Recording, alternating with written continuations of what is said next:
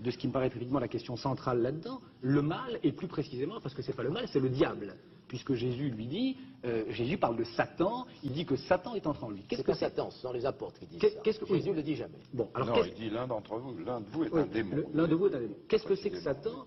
Et qu'est-ce que ça veut dire dans la configuration de l'époque? Qu'est-ce que ça veut dire pour un apôtre judéo-chrétien de cette époque-là? Satan, c'est Lucifer. Satan, c'est le porteur de lumière. Satan, c'est celui qui a donné aux hommes les arts et les lettres que Dieu avait tenus enfermés sous 7 sceaux, sous des sceaux.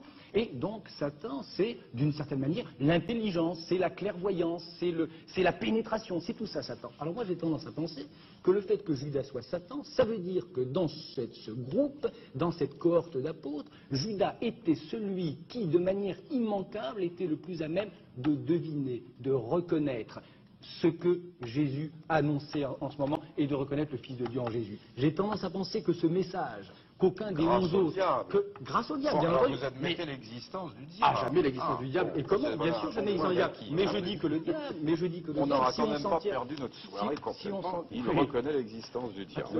Pourquoi c'est pour vous j'ai toujours important? Ah bon, ça me paraît essentiel. Pourquoi? Parce que c'est la face cachée de Dieu? Non, de Bernard Henry. Ah bon? Oui.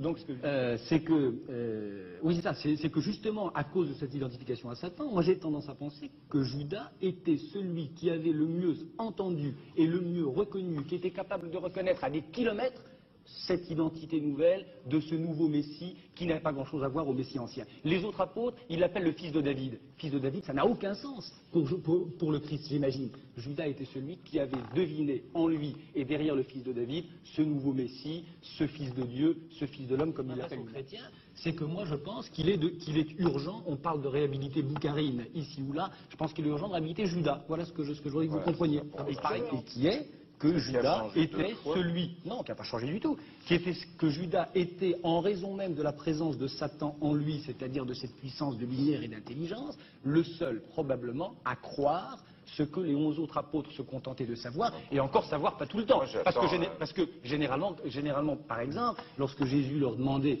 de rester éveillés, ils s'endormaient, lorsqu'il avait besoin d'eux, ils s'enfuyaient, etc. J'attends avec impatience que vous nous écriviez le testament du diable.